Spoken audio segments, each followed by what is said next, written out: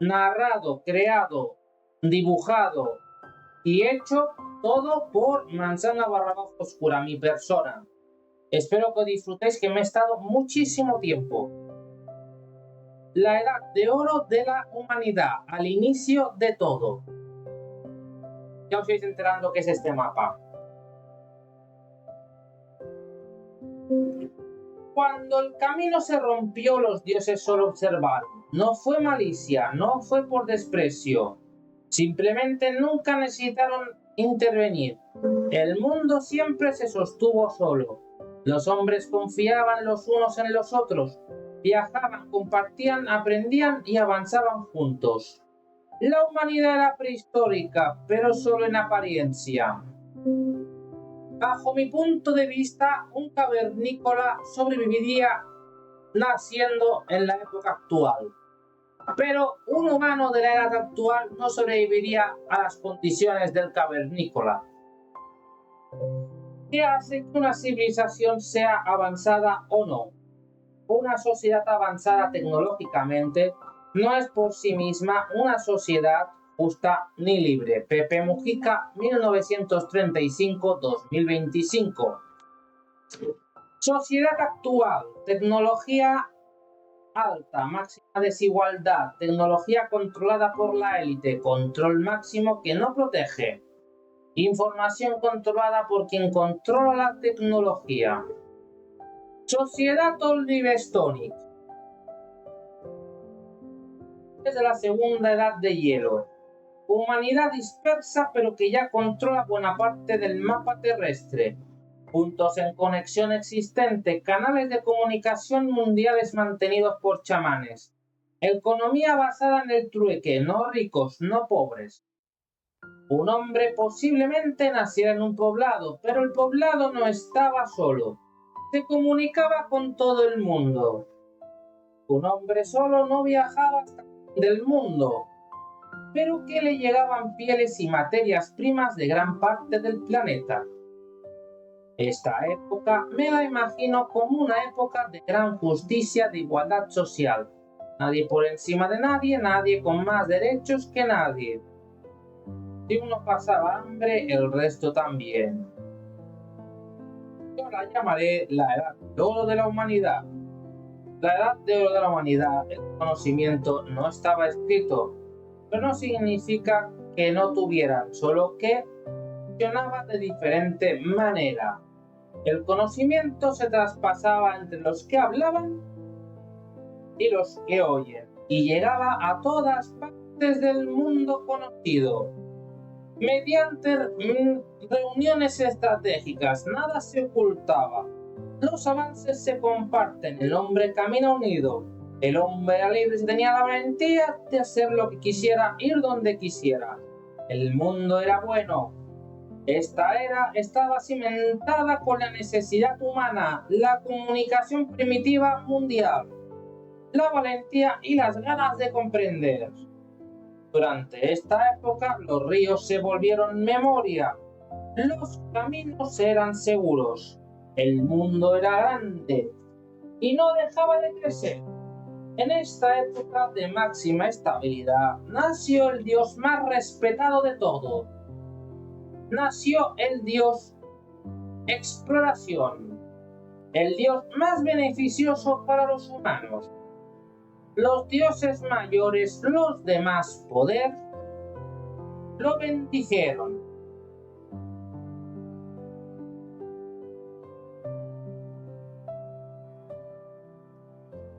Y lo aceptaron de inmediato. Así los milenios fueron pasando, pero un cambio se estaba desenvolviendo sin saber. Él maquinaba, y así sucedió, no fue de inmediato, fue poco a poco, pero sistemáticamente. Los veranos se volvían más cortos, el invierno más largo, el clima se desestabilizó. En ese momento exploración actuó, no podía proteger a todos. Los humanos iban y no volvían. La exploración se manifestó al unísono en todos los poblados. Solo viajarán aquellos que yo dictamine.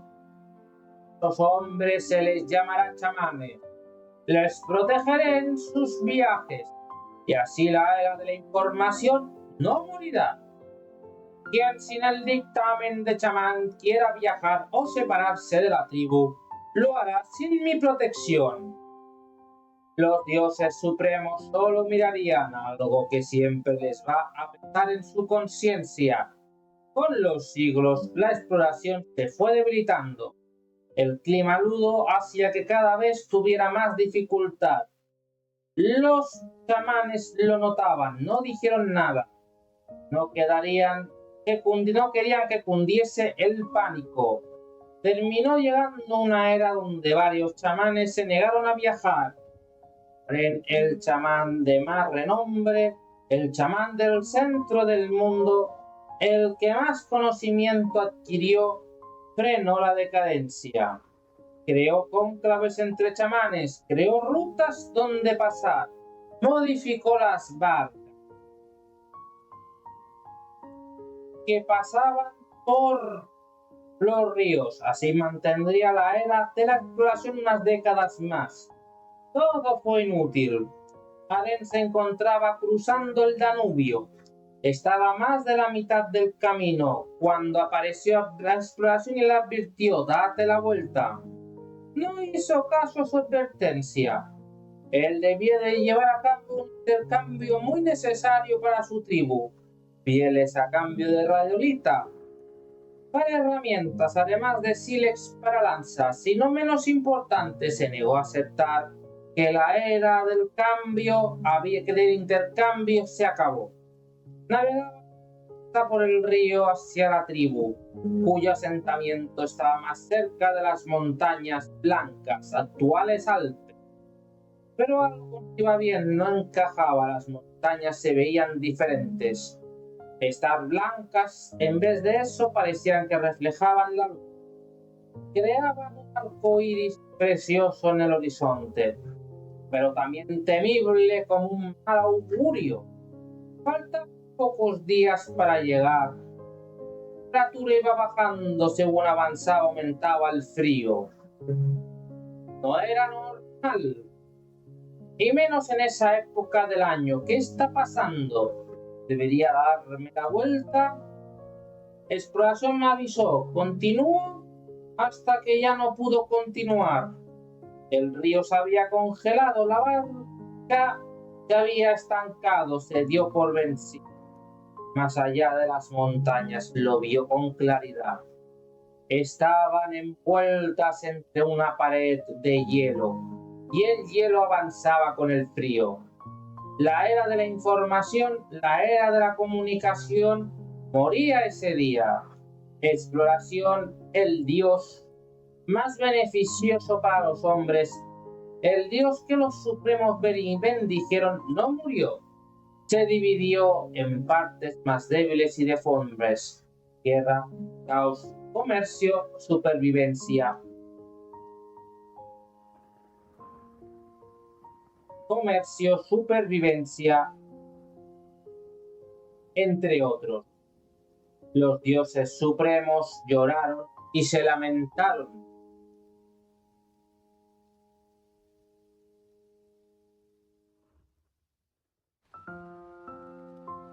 Se dio por perdida la edad de oro de la humanidad.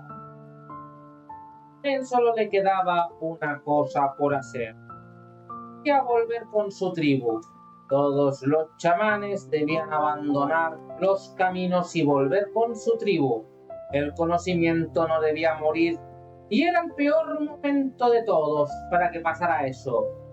Desatascó la balsa del hielo, dio media vuelta por el Danubio. Tardaría 30 días en volver, pero debía tardar menos. Él lo intuía. Forceó su cuerpo, apenas descansó, apenas durmió. Empezó a nevar, la temperatura empezó a bajar, se acababa el tiempo. Congelaría, quedaría varado y con imposibilidad de continuar. No solo se juzgaba el volver a su tribu, no, se juzgaba el conocimiento del mundo antiguo. El chamán con más relevancia desde la época En su cabeza, en su memoria, estaba depositada todo o casi todo el conocimiento del mundo antiguo. No sabía cuántos chamanes quedaban, lo más probable, estando en la estación y época, era que todos hubiesen salido a buscar materias primas o recursos. Información, era la época de ello. Por un momento una idea anduvo por su cabeza. ¿Y si esto no era causal? Si tan solo el tiempo hubiera aguantado un mes, solo un mes más, la era habría podido sobrevivir. Moriría la exploración. Separada del resto debería luchar por sobrevivir. Pero los chamanes recordarían, guiarían, se conocían el mundo. Y al acabar la era de la inestabilidad, los chamanes podían recuperar del conocimiento compartido. Pero eso parecía imposible. Los chamanes estaban dispersos. La gran mayoría posiblemente muertos o varados. Los antecesores en ese momento viejos, semiles, que ya no recordaba. Y los jóvenes aún verde para todo lo que se venía. Las tribus deberían de sobrevivir. Deberían mirar de prosperar. Pero no conocían el mundo, no tenían guía, y el dios que mantenía el mundo conectado estaba ya fuera de fuego, un cataclismo completo. Nota para el lector: en esa época la humanidad no tenía escritura. El conocimiento se transmitía oralmente, intergeneracionalmente. Reflexión para el lector: el aprendizaje únicamente oral depende de escuchar más que de hablar. Como no podemos llevar varias bibliotecas en la cabeza, solo se transmite lo justo y necesario. Hoy contamos con infinidad de textos, pero de todos esos, ¿cuáles son ciertos al 100%? ¿Cuáles son útiles al 100%? Antes el conocimiento estaba al alcance de todos. Requería solo escuchar. Ahora requiere dinero, tiempo, inteligencia suficiente y a menudo insuficiente, generando demasiado ego. Haber estudiado, vete al McDonald's y pregunta por carreras. El conocimiento se ha prostituido, señores. Con mucho esfuerzo, hambriento, exhausto y agotado, llegó a su poblado. Se llamaba La Llama, simple y llanamente porque era el lugar donde se convergían todas las tribus existentes. Ese poblado era el centro de todo, por tanto el más avanzado. Su chamán tenía esa responsabilidad, el mantener y estar al frente de los avances y el conocimiento del mundo. Cumplió con ese papel hasta ese punto de su vida. Cuando finalmente llegó al asentamiento, ya fue tarde. El asentamiento estaba cubierto de nieve. No quedaba nadie en la tienda que se encontrara congelada. Buscó y rebuscó por todo el poblado. Fue inútil. No le habían esperado. No habían podido, o se iban o se morían ahí mismo congelados. En el medio del asentamiento encontró una caja de madera. En ese momento la exploración le dio un último susurro. Lo siento, pero yo desaparezco ahora. En el medio del poblado, debajo de la nieve, encontrarás una caja de madera con inscripciones en la tapa de oro. Es mi último recurso para mantener la humanidad unida. En el centro del poblado, y después de remover la nieve, lo cual le llevó tiempo, lo encontró. Era una caja decorada con oro, con una ilustración hecha en la portada, una imagen del mundo tal cual era en ese momento. Ríos, montañas, playas, todo se movía. El paisaje parecía respirar. Pasó la mano por encima de la caja. La abrió el cerrojo. Y justo delante de él apareció un portal del tamaño justo para que él pasara. Él entendió, la caja permitía viajar por todo el mundo, el conocido y el desconocido. Recogió la caja con los víveres que les quedaba.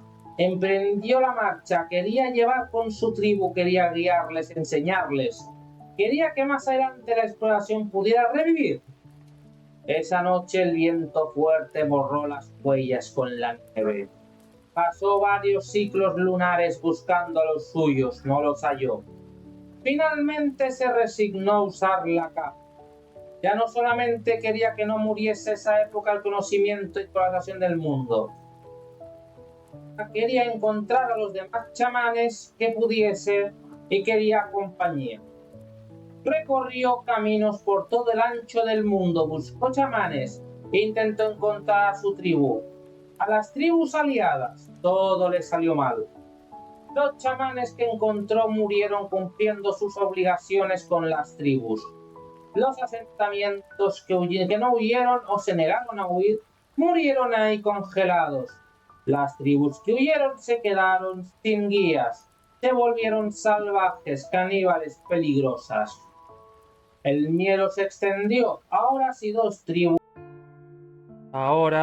dos tribus se encontraban, luchaban, no hablaban, luchaban, comían cuerpos de los vencidos y por último y peor, capturaban a las mujeres para ser corrompidas por todos los machos de la tribu rival. Nadie quería escuchar, nadie quería aceptar. El miedo y la desesperación mandaban. Aren intentó encontrar a alguien que escuchara. Alguna tribu que tuviera humanidad fracasó con su muerte. La llama se apagó. Él murió lejos, muy lejos. Su último pensamiento fue que el frío me congele.